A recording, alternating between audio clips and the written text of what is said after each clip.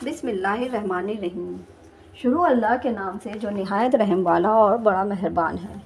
3 مکار عورتوں کا دلچسپ قصہ۔ 3 عورتیں تھیں جو اپنی اپنی مکاری میں جواب نہیں رکھتی تھیں، جن میں سے ایک قاضی کی بیوی، دوسری وصول کرنے والے کی بیوی اور تیسری کوتوال کی بیوی تھی۔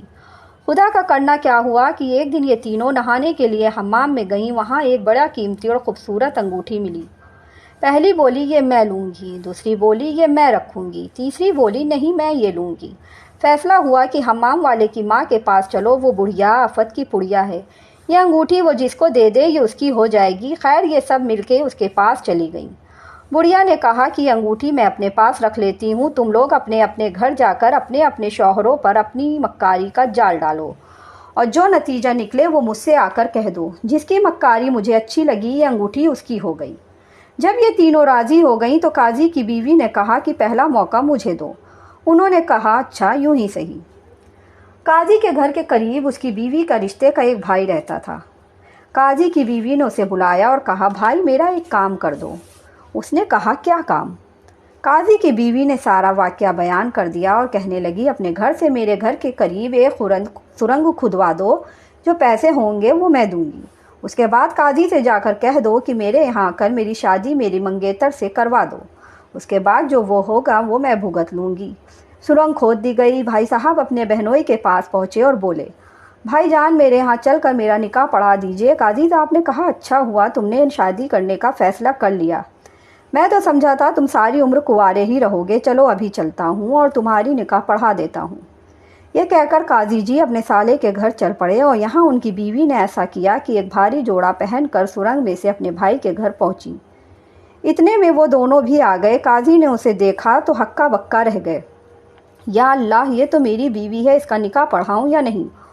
ان کی یہ حالت دیکھ کر سالے نے کہا جلدی کیجئے، یہ بڑی نیک گھڑی ہے، نہیں تو وقت گزر جائے گا۔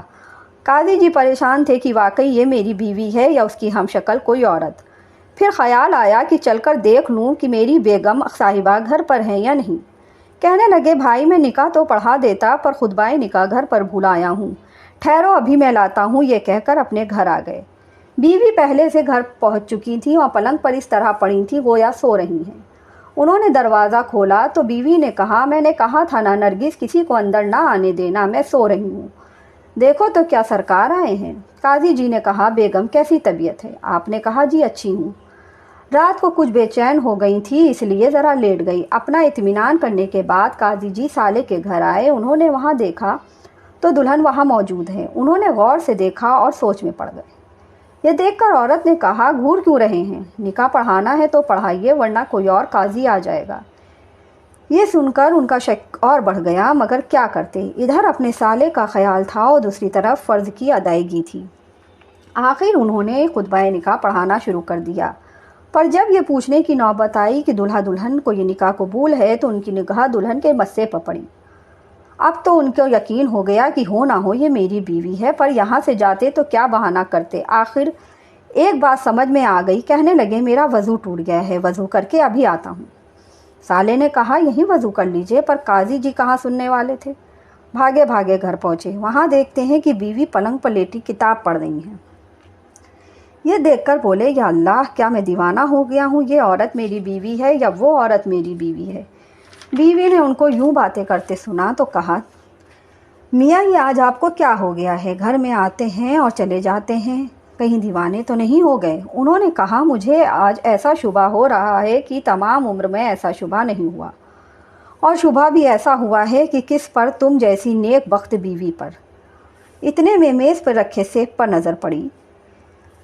دیکھ کر ایک ترکیب ان کے ذہن میں آئی اور بیوی سے کہا سیب کھاؤ گی؟ انہوں نے کہا ضرور کھاؤں گی۔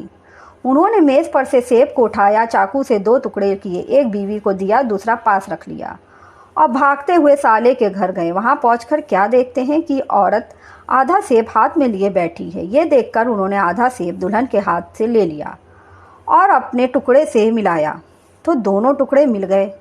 اب کیا تھا، قاضی صاحب بگڑ گئے، مگر ان کے سالے نے کہا حضرت اگر مجھے معلوم ہوتا کہ آپ یہ آفت برپا کر دیں گے تو میں کسی اور قاضی کو بلا لیتا۔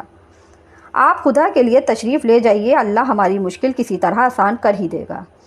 قاضی صاحب نے سوچا بہتر ہے کہ الٹا سیدھا نکاح پڑھا دوں، اگر اس نے کسی اور قاضی کو بلا کر نکاح پڑھوا لیا تو بیوی ہاتھ سے جاتی ہے۔ خطبہ پھر پڑھنا شروع کیا۔ ان کی نظر دلہن کے ہار پر پڑی۔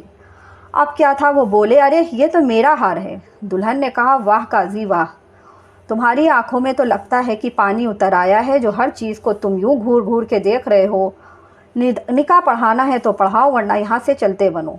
انہوں نے کہا، بیگم صاحبہ میں خود ہی چلا جاتا ہوں، لیکن اگر تم نے کسی دوسرے قاضی کو بلا کر نکاح پڑھایا تو مجھ سے برا کوئی نہ ہوگا۔ یہ کہہ کر وہ اپنے گھر آئے تو دیکھا بیوی یہیں ہار پہنے بیٹھی ہیں۔ بڑے پریشان ہوئے کہ یا اللہ میرے ساتھ کیا ہو رہا ہے، اور غور سے گھر کو دیکھنے لگے۔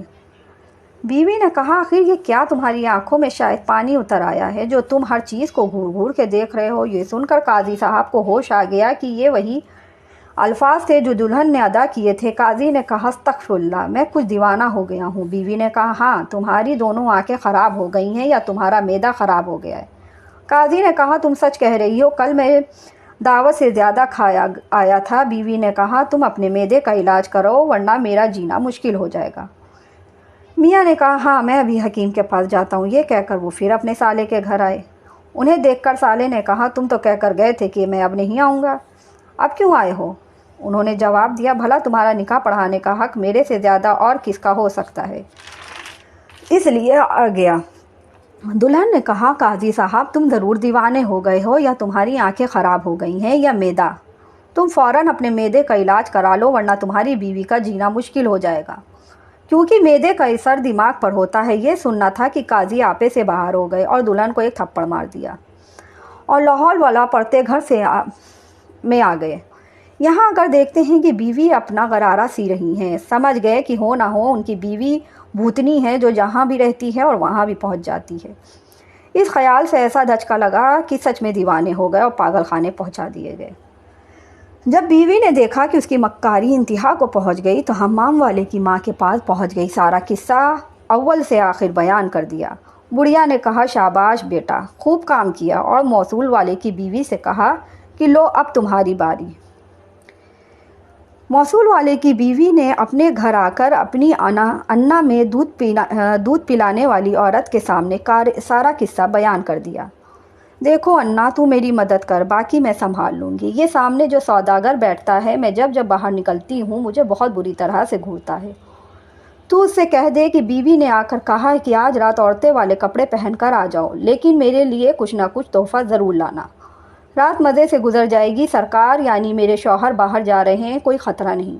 جب سرکار گھر آئے تو بیوی نے کہا، میاں آج رات میری ایک سہیلی گھر آ رہی ہے، تم دفتر میں ہی سو جانا، لیکن بازار سے کھانے پینے کا بہت سا سامان بھیج دو، تاکہ یہ کہنے کی نوبت نہ آئے کہ ہم کنجوس ہیں۔ میاں نے کہا کہ تم حوصلہ رکھو، میں اتنا کچھ بھیج دوں گا، تمہاری سہیلی خوش ہو جائے گی۔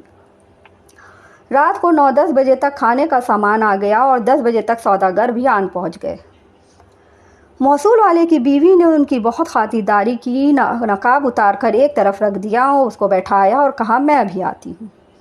باہر گئی اور اپنی نوکرانی سے کہا، ابھی میرے میاں کے پاس جا اور کہہ آپ کی بیوی نے عورت کا لباس پہن کر ایک مرد کو گھر بلایا ہے، جلدی آ جائے ورنہ آپ کا گھر بگڑ جائے گا۔ نوکرانی گئی تو بیوی واپس سوداگر کے پاس آ بیٹھی۔ موصول والے کو یہ خبر ملی تو پریشان حال بھاگتا ہوا گھر آ پہنچا۔ دروازے میں گھسا ہی کہ وہاں تھا کہ نوکرانی نے ان لوگوں کو اطلاع دی کہ میاں صاحب آن پہنچے ہیں۔ یہ سن کر سوداگر کہنے لگا کہ خدا کے لیے مجھے کہیں چھپا دو، ورنہ تمہارا شوہر مجھے مار ڈالے گا۔ یہ سن کر عورت نے کہا، گھبراتے کیوں ہو، یہ سامنے صندوق پڑا ہے، اس میں کپڑے اتار کر گھس جاؤ، میاں کے آنے کے بعد میں تمہیں نکال لوں گی۔ یہ سن کر سوداگر صندوق میں جا بیٹھا اور عورت نے صندوق میں تالا لگا دیا۔ شوہر غصے میں لال پیلا اندر آیا اور کہا، جو خبر مجھے ملی ہے مجھے اس کا یقین نہیں ہوتا، پھر بھی میں تلاشی تو ضرور لوں گا۔ بیوی نے کہا، میاں کیا کروں، میں اپنے دل سے لاچار ہوں، اب آپ سامنے جو سوداگر رہتا ہے، میں ایک عرصے سے اس پر عاشق تھی، آج رہا نہیں گیا تو میں نے اس کو عورت کے لباس میں بلا لیا۔ شوہر نے کہا، کیوں جھوٹ بولتی ہے، بھلا کوئی اپنے منہ سے خود ایسی باتیں کرتا ہے؟ بیوی نے کہا، خدا کی قسم میں جھوٹ تھوڑی نہ بولتی ہوں۔ بیوی نے کہا، وہ سوداگر اسی کمرے میں ہے۔ شوہر نے کہا، آخر ہے کہاں؟ بیوی نے کہا، سامنے پڑے صندوق میں بند ہے، یہ لے چابی، خود کھول کے دیکھ لیجیے۔ میاں نے چابی لی اور صندوق کھولنے لگا۔ بیوی نے ایک زوردار کہا مارا کہ فراموش کئی دنوں سے کہتے تھے کہ مجھے کوئی دھوکہ نہیں دے سکتا، آخر دھوکہ کھا گئے نا۔ یہ سن کر میاں جی نے چابی پھینک کر کہا لا حول ولا قوت، یہ بھی کوئی دھوکہ ہوا۔ یہ کہتے ہوئے وہ کمرے سے چلے گئے۔ بیوی نے صندوق سے سوداگر کو باہر نکالا۔ اس نے کہا کہ خدا کے لیے مجھے بخش دیجیے، میں ایسے عشق سے باز آیا، خدا تمہاری جیسی عورت سے سب کو بچائے، تمہارا احسان ہوگا، مجھے سلامتی سے میرے گھر پہنچوا دو۔ بیوی نے نوکرانی کو بلایا اور چور دروازے سے سوداگر کو باہر کیا۔ موصول والی کی بیوی بڑھیا کے پاس گئی اور سارا قصہ کہہ سنایا۔ بڑھیا نے کہا شاباش بیٹا، خوب کام کیا۔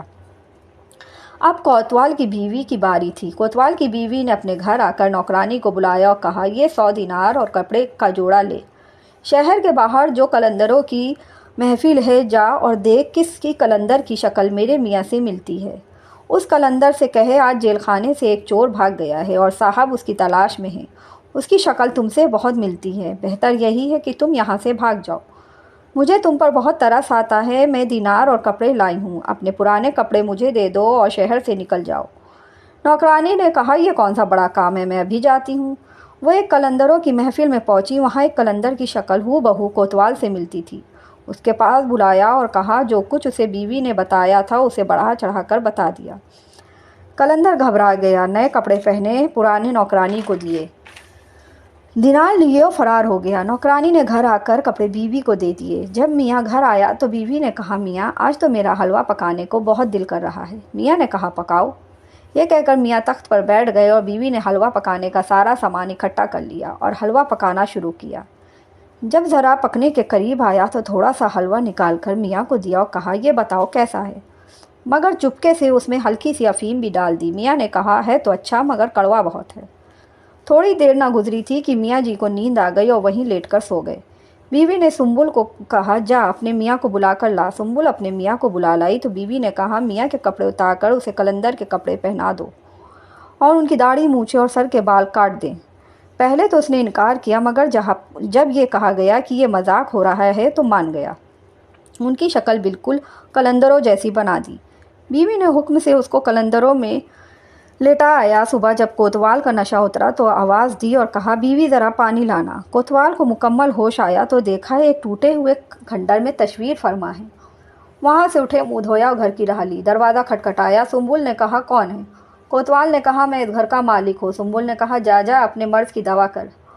کوتوال نے اسے سمجھانے کی بہت کوشش کی مگر کوئی نہ مانا۔ کوتوال نے باہر ایک ٹوٹی مسجد میں قیام کیا اور بھیک مانگ کر گزارا کرتے۔ کوتوال کو جب کوئی پوچھنے آتا تو جواب ملتا وہ سخت بیمار ہے۔ غرض 1 مہینہ گزر گیا۔ ایک دن جو خود ہی کوتوال اپنے گھر بھیک مانگنے آ گئے تو ان کی بیوی کو رحم آ گیا، اس نے انہیں کھانا دیا۔ انہوں نے مسجد میں آ کر کھانا کھایا تو بے ہوش ہو گئے۔ بیوی نے سنبل کے خاوند کو کہا انہیں اٹھا کر گھر لے آؤ۔ ان کا حلیہ درست کروایا، حلوے کا سامان اکٹھا کر کے حلوہ پکانے لگی۔ جب میاں کو ہوشیار ہوتے دیکھا تو بولی یہ بھی کوئی سونا ہوا کہ اٹھنے کا نام ہی نہیں لے رہے۔ میاں نے کہا لا حول ولا قوت، تم سے کیا بتاؤں میں نے کتنا برا خواب دیکھا ہے۔ اس واقعے کے بعد تینوں بیوی حمام میں جمع ہو گئیں اور تاکہ بڑھیا کو کوتوال کی بیوی کا قصہ سنا کر یہ فیصلہ کریں کہ ان میں سے سب سے مکار عورت کون ہے۔ یہ دیکھ کر تینوں کو بہت غصہ آیا کہ وہ بڑھیا آفت کی پڑیا انگوٹھی لے کر بھاگ چکی تھی۔ یہ تھا آج کا قصہ۔ دوستو آج کا قصہ آپ کو کیسا لگا؟